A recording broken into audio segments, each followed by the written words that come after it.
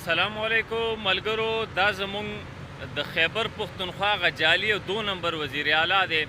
گورنر صاحب جرګه راوغوښتله او کوهاټ ته لاړ او د کورم په حالاتو باندې هغه سیاسي پارټیانې راوغوښتلې او یوه جرګه ورکړه او د جرګې په نتیجه کې هغوی د هغې د حل دپاره خبرې اترې وکړې. بیا اعلان وکړو چې د دې د حل دپاره ټول به یو کیږو، سیاسي اختلافات به شاته غورځو او د دې د حل دپاره به راټولیږو، کردار به ادا کوو.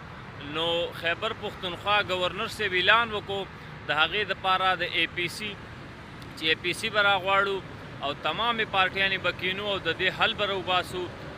خو بل طرف ته تاسو وګورئ وزیر اعلی صاحب چې تر اوسه پورې د دغه کرم د حالاتو نه بېخبره و، حالانکې ذمواري د ده وزیر اعلی دی، حکومت د دوی دی. خو چې کله گورنر صاحب اعلان وکړو نو په ده کې غیرت راغی او دا راوچت شو، د ده ضمیر راوچت شو. دا وایي چې اے پی سی راغوښتل دا د گورنر کار نه دی، بلکې گورنر دی په خپل حیثیت کې اوسیږي او کارونه دی کوي.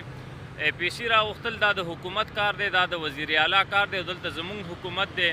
نو تر اوسه پورې د ده غیرت مړو، دا په اسلام آباد کې ګرځېدو او په خیبر پښتونخوا کې اور لګېدلی دی چې تپوس به هم د ده نه کېږي، ځکه دا د هغه ځای حکمران دی، جعلي دی او که اصلي دی خو اوس حکمران دی.